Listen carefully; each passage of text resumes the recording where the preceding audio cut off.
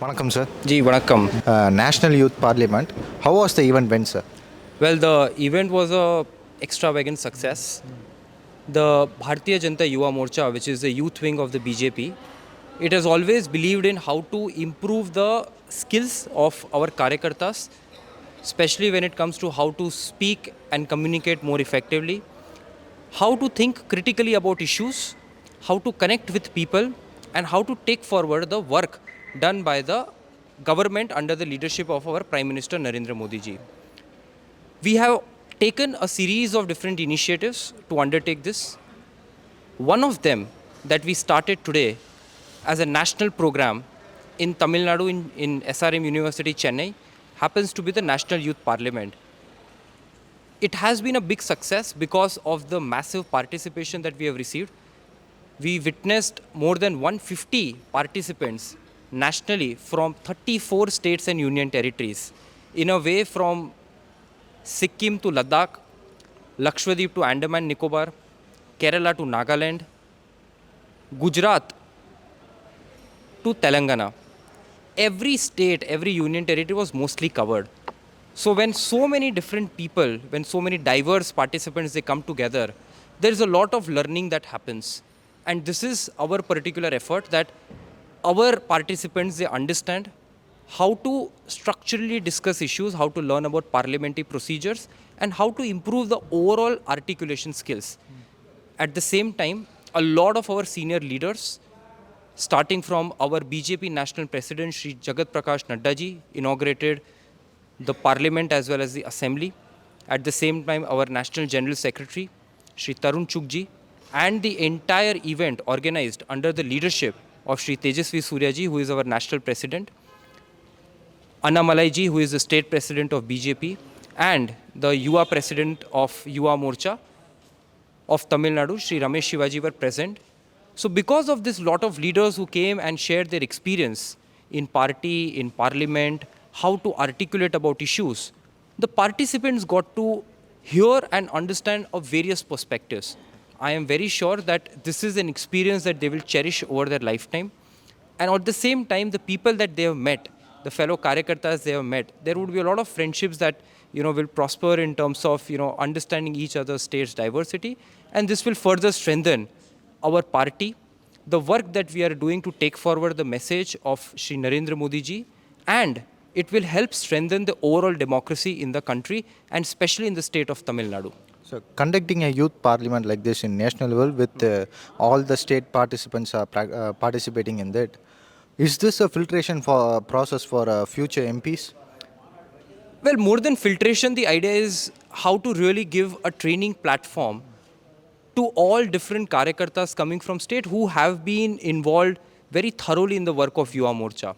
So every state, depending on the population percentage, have sent teams from 1 team to 4 teams. And this becomes a great incentive for our karyakartas also, that they get an opportunity to go to a national program, learn about so much about parliament, about different issues. The type of issues that we discussed, it ranged from new education policy to skill development and entrepreneurship to modernization of defense to how India will achieve the $5 trillion economy. So the diverse issues that we discuss, it will really help all the participants. And this is what Yuva Morcha really promotes. That Yuva Morcha does not say that this is a platform that is there to support your journey to become an MP, but rather it says that this is a platform to make you a better karyakarta. Karyakarta for the party as well as karyakarta for the society. And that is our aim, and we are very happy that we have been able to move forward with that particular vision through this National Youth Parliament. What are the issues are discussed in this youth parliament, sir? So as I said, the critical issues that we discussed, the new education policy, what is the type of positive implications that it will have. At the same time, how India's focus on skill development and entrepreneurship. We all know the type of jump that India has made in terms of number of startups, the startup investment, the unicorns, how to further give a push to that, especially promoting that in young people. At the same time, we have seen in the last 9 years under the leadership of Prime Minister Modi, we used to earlier import all the defense equipment, we used to import Sukhois. Today, after 9 years, we are in a state that we are exporting, our defense aircraft such as Tejas and all. So how we are modernizing our defense, how we are reducing our dependency on other countries for their defense equipment, how we are achieving our Atmanirbharta. At the same time, how to really curb the usage of narcotics and drugs, which has been a big issue in the young people, especially in few of the states. So how to really prevent them if they have already been affected, how to stop that particular addiction from growing further, and how to rehabilitate them. So this was a wide variety of issues, and these are all our Yuva Morcha karyakartas, these are all our political activists.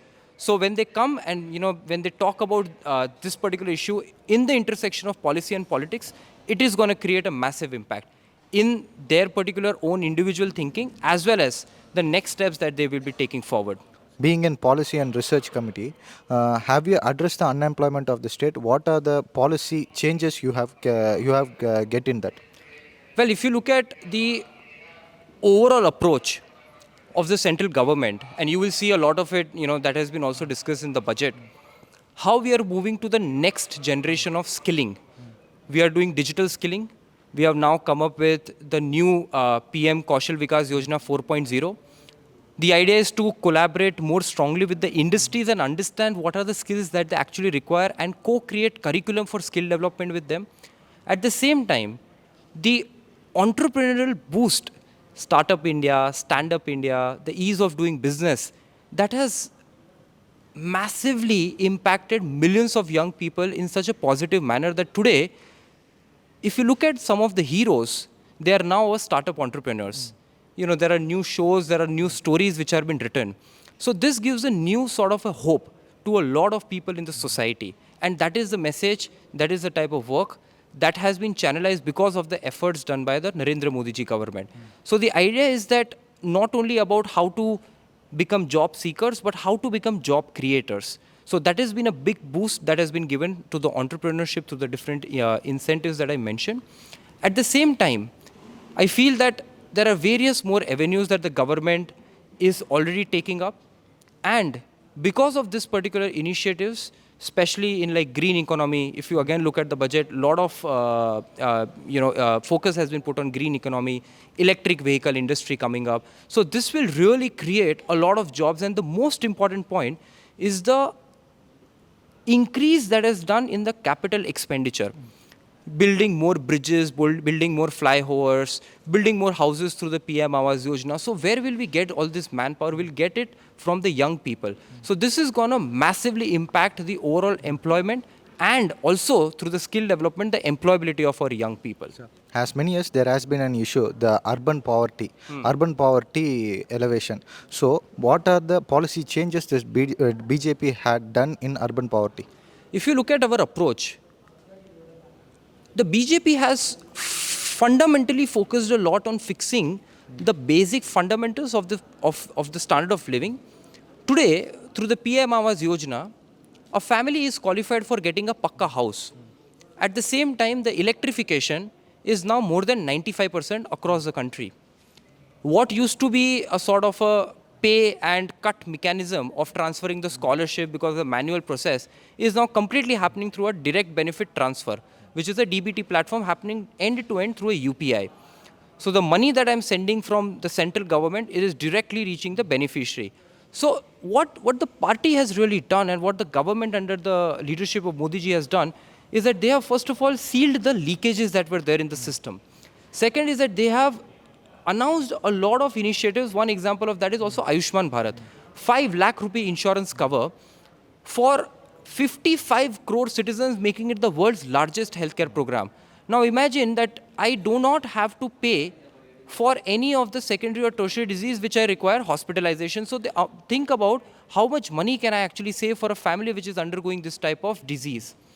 Because of this, if you look at it, it causes a significant improvement in the standard of living, whether it is houses, the DBT, the toilets, the gas cylinder, the electrification, the LED lights, the Ayushman Bharat health cover, the Jan Aushadhi medicine. All these things are being done to uplift the lives of marginalized and poor.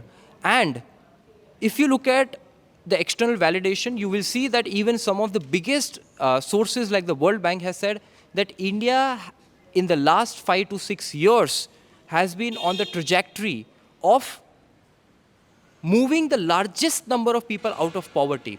One small last point is look at our vaccination campaign. In the 11 months, we have vaccinated more than 200 crore. We have given vaccine shots. Think about it, if people had to go and pay out this particular vaccine shot, it would have caused a huge sort of a sum to them, especially for a family of 5 people. And the government, what it did is that it made it free. So such type of measures, it really helps in standard of living, and it significantly starts reducing the overall poverty, which is associated with a lot of families. Thank you, sir. Thank you.